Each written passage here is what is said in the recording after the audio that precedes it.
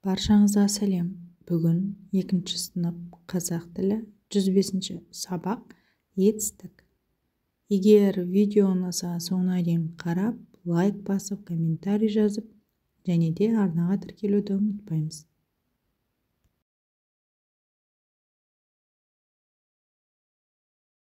Етістік. Біз бұл тақырыптан мәтіндегі етістіктерді табамыз. Және де дереккөздерден қажетті мәліметті іздейтін боламыз. Бірінші жаттығу: суреттерге қара. Балалар не істеді? Балалардың іс-қимылын білдіретін сөздерді ата. Мұнда бізге 2 сурет берілген. Бірінші суретінде балалар жер қазды, ағаш отырғызды, суғарды, күтім жасады және жайқалтып өсірді. Екінші суретте балалар құстарға ұя жасады, оны ағашқа бекітті.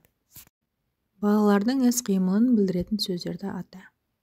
Қазды, отырғызды, суғарды, жасады, өсірді, бекітті деген сөздер балалардың іс-қимылын білдіреді.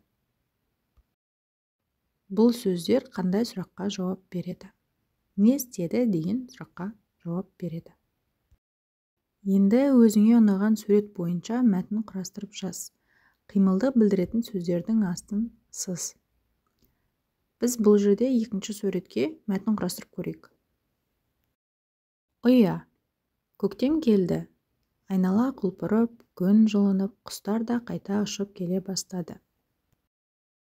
Айдар мен Ермек бүгінгі еңбек сабағында жасаған ұяларын қуана сыртқа алып шықты.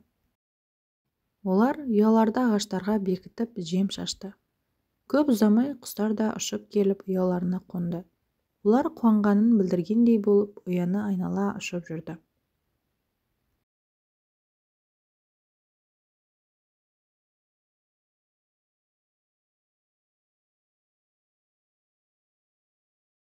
Келесі 2 жаттығу: өлеңді көшіріп жаз.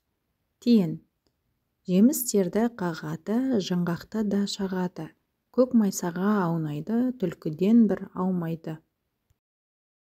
Қимылды білдіретін сөздерді тауып астын сыз. Бұл сөздер қандай сұраққа жауап береді? Бұл өлеңнен қимылды білдіретін сөздер қағады, шағады және аунайды. Олар не істейді деген сұраққа жауап береді.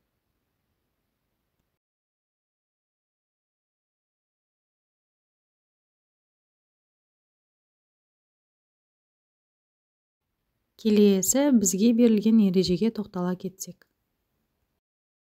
Заттың қимылын, іс-әрекетін білдіретін сөздерді етістік дейміз.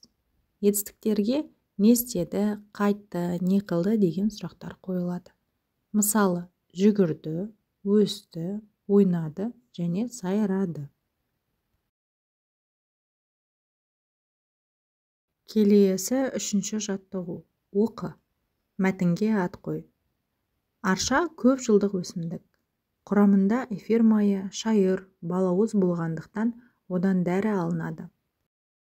Аршаның бір қасиеті уранды табуға көмектеседі. Өйткені арша бұтағы бойына уранды жинайды. Бабаларымыз аршаны киелі деп санайды. Жақсылық әкелсін деген ырыммен үйге іліп қояды. Мәтіннен етістіктерді тап, мәтінді етістіктерсіз оқып көр. Не түсініксіз болды? Сөйлеуде етістік не үшін қажет екен? Уран сөзінің мағынасын түсіндірме сөздіктен біліп ал. Мәтіндегі етістіктер алынады, көмектеседі, жинайды, санайды, әкелсін және қояды.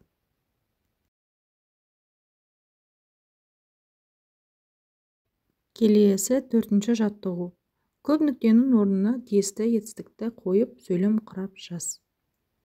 Мұнда бізде берілген сөздер көктем, жер, күн, найзағай, табиғат ұйқысынан, құстар жылы жақтан. Енді сөйлемдерді аяқтап жазайық. Көктем келді, жер құрғады. Күн жылынды, найзағай жарқылдады. Табиғат ұйқысынан оянды. Құстар жылы жақтан ұшып келді.